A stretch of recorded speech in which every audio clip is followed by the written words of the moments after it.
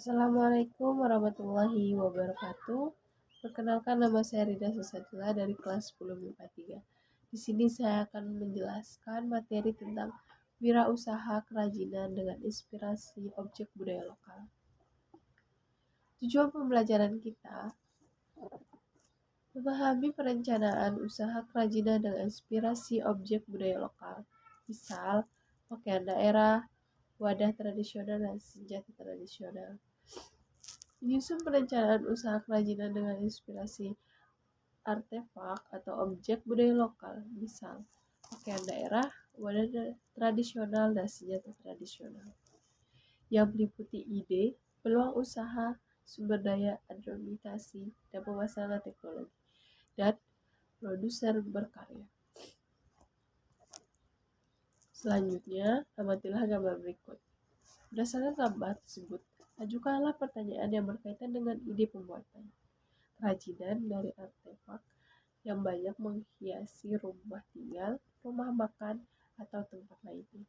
Pertanyaan yang Anda ajukan dapat menggunakan format 5W plus 1H. A. Konsep budaya.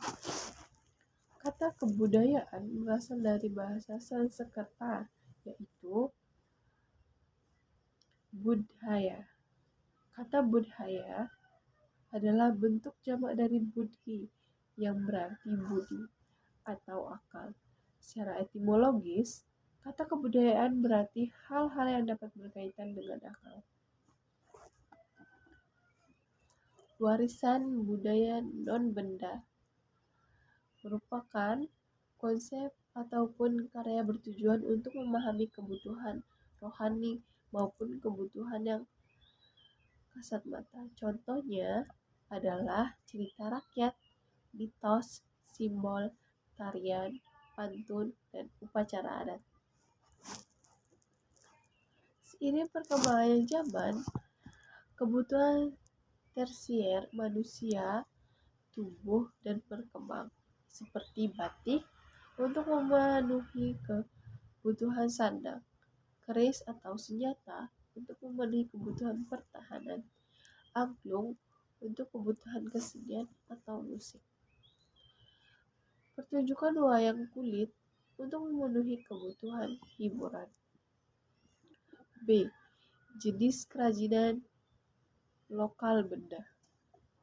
Sejalan dengan pesatnya perkembangan ilmu pengetahuan dan teknologi, seni kerajinan di Indonesia telah mengalami perkembangan, sehingga kerajinan menjadi sebuah keterampilan warisan nenek moyang yang berupa karya seni dan budaya yang beraneka ragam.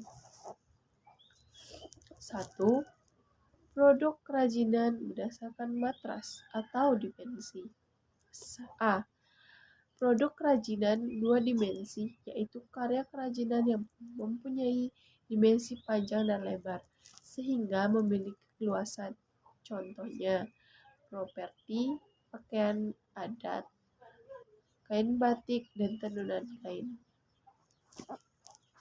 B. Produk kerajinan tiga dimensi, yaitu karya kerajinan yang mempunyai dimensi panjang, lebar, dan tinggi, sehingga dapat diketahui massa atau volumenya. Contohnya, gerbah seperti kendi, guci, keramik, patung, arsitektur, dan benda pakai lainnya.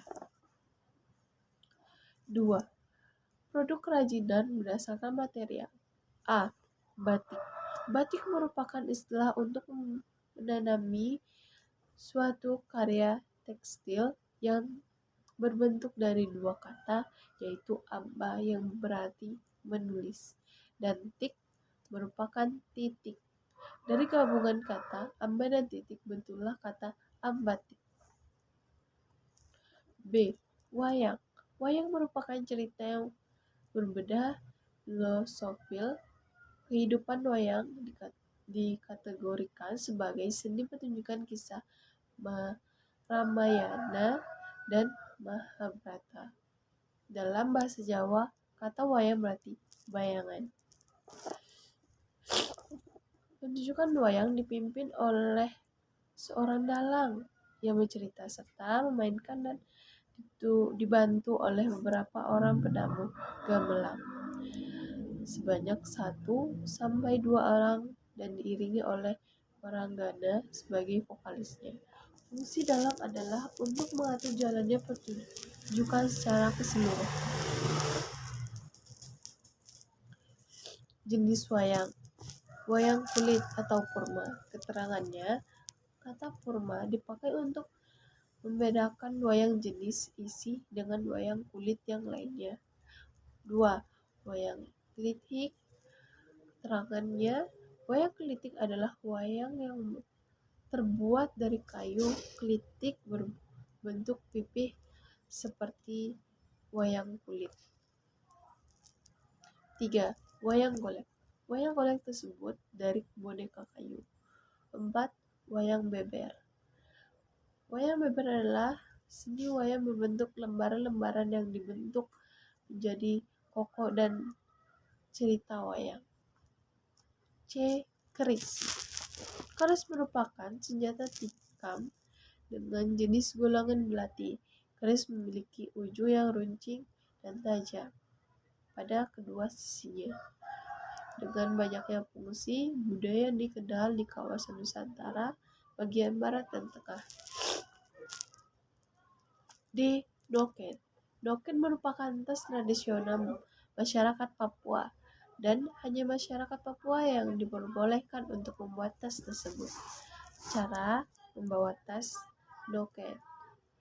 Doken berbeda dengan cara membawa tas pada umumnya. Doken dibawa dengan menggunakan kepala dan terbuat dari serat kulit kayu. E. Angklung. Angklung adalah alat musik multitonal atau bernada ganda yang terbuat dari bambu. Cara memainkannya cukup mudah, hanya dengan menggoyangkan badan angklung akan langsung mengeluarkan suara. Sejak bulan November 2010, angklung sudah terdaftar sebagai karya agung warisan dan budaya lisan dan non-bendawi dari UNESCO. F.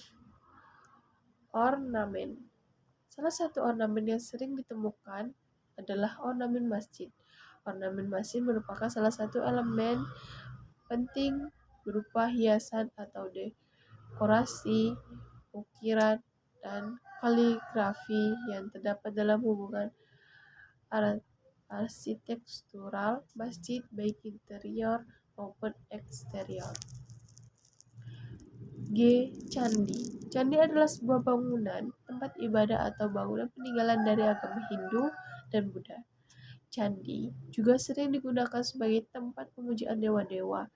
Pada bagian arsitektur, candi dihias dengan berbagai pola ukiran dan pahat berupa relief. C. Sistem produk kerajinan dengan inspirasi budaya lokal. Produk kerajinan batik. Inspirasi produk dari budaya lokal yang banyak dikembang hingga menjadi komoditi dari tiap daerah adalah produk batik yang banyak ditemukan, khususnya kota-kota seperti Jawa dan Bali. Cara pengerjaannya, kerajinan batik adalah dengan cara menutupi bagian-bagian tertentu dengan lilin malam, agar bagian itu tidak terwarnai. Ketika kain dicelupkan pada larutan pewarna, batik dapat dibuat dengan cara menulis lilin pada kain dengan menggunakan canting, sehingga disebut batik tulis. Bahan-bahan yang digunakan untuk membuat batik sebagai berikut: 1 kain, 2 lilin, 3 pewarna tekstil. Alat-alat yang digunakan untuk membuat batik sebagai berikut: 1 kompor atau tungku api, 2 wajan, 3 canting, 4 bak pewarna, 5 tungku api, 6 wajan besar. Pembuatan pola pada kain dan mencanting dan membuat kain batik yaitu sebagai berikut. Ini adalah contoh Pembuatan pola pada kain mencanting dalam pembuatan kain batik. C. Produk batik tulis. Batik merupakan warisan budaya Nusantara yang memiliki mutu yang tinggi. Hingga kini batik memiliki terus digemari oleh masyarakat luas, baik dari dalam negeri maupun mancanegeri.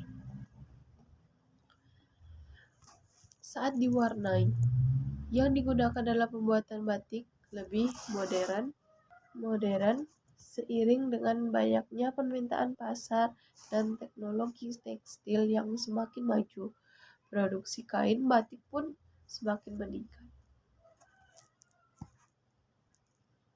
D. Perencanaan usaha. Perancangan usaha merupakan faktor yang cukup menentukan karena akan dibantu dari proses awal usaha sehingga berjalannya usaha. 1. Perancang desain. Perancang desain merupakan kerajinan umum fokus pada fungsi pokok benda kerajinan, yaitu fungsi, pakai, atau keterapan dan kebutuhan untuk keindahan estetika. Sistem produksi. Sistem produksi merupakan suatu rangkaian dari beberapa elemen yang sangat berhubungan dan saling menunjang antara satu dan yang lainnya untuk mencapai suatu tujuan tertentu. Salah satunya contohnya lingkungan kerja dan para karyawan. E. Pengelolaan sumber daya usaha kerajinan. Kewirausahaan menurut Encyclopedia of Americana dapat didefinisikan sebagai seorang yang berani mengambil risiko dengan menyatukan berbagai fungsi produk, termasuk modal, bahan baku, tenaga kerja, dan menerima imbalan dalam bentuk laba dari nilai pasar yang dihasilkannya. 1. Manusia. Faktor yang paling menentukan keberlangsungan usaha adalah manusia. Manusia merupakan peranan yang sangat penting dalam menentukan visi dan misi demi mewujudkan rencana jangka pendek maupun jangka panjang perusahaan, karena manusia adalah makhluk pekerja. Uang atau dana. Uang merupakan salah satu unsur yang tidak dapat dipisahkan dari kehidupan manusia. Uang merupakan alat tukar dan alat pengukir nilai. Pengertian uang dalam ekonomi tradisional didefinisikan sebagai alat tukar yang dapat diterima secara umum. Transaksi jual beli terjadi karena ada kesempatan dari kedua belah pihak. Oleh karena itu, uang merupakan unsur yang penting dalam mencapai tujuan. Segala sesuatu harus diperhitungkan secara rasional. 3. Material atau fisik. Perusahaan besar atau home industry yang bergerak di bidang produksi berbahan lunak umumnya tidak menghasilkan sendiri bahan mentah yang dibutuhkan, melainkan pembelian dari pemasukan di luar perusahaan. Seorang manajer berusaha untuk memperoleh bahan mentah yang berkualitas baik dengan harga yang relatif murah dengan menggunakan cara pengangkut yang juga tidak memakan banyak biaya dan aman. 4. Teknologi atau peralatan. Pada industri kerajinan dengan bahan lunak, khususnya keramik, peranan mesin pengolahan tanah liat sangat penting. Di samping menggantikan tenaga manusia, mesin memiliki peranan mempercepat proses pengolahan material. F. Menentukan fungsi dan kualitas produk kerajinan. 1. Bentuk. Seorang perajin menguasai unsur-unsur seni seperti garis, tekstur, warna, ruang, bidang, serta prinsip-prinsip seni seperti irama, keseimbangan, kesatuan, harmonisasi, kontrak, dan sebagainya. 2. Fungsi. Sebelum pembuatan, Produk kerajinan diproduksi sebagai perajin harus mampu menghubungkan bentuk dan fungsi, sehingga karya yang dihasilkan dapat memenuhi fungsinya dan membentuk tetap indah. G. Pemasaran produk kerajinan. Dalam konsep strategi pemasaran pada umumnya dikenal 4P adalah sebagai berikut. Produk adalah produk, barang, dan jasa. 2. Price, harga. 5. Tempat, promosi. H. Evaluasi kegiatan usaha kerajinan. Melakukan evaluasi kinerja harus digunakan dengan cara yang adil, konsisten, dan objektif, sehingga kepentingan karyawan dapat terlindungi. Evaluasi kinerja dapat dilakukan dengan rapat satu ruangan. Sekian dari saya. Wassalamualaikum warahmatullahi wabarakatuh.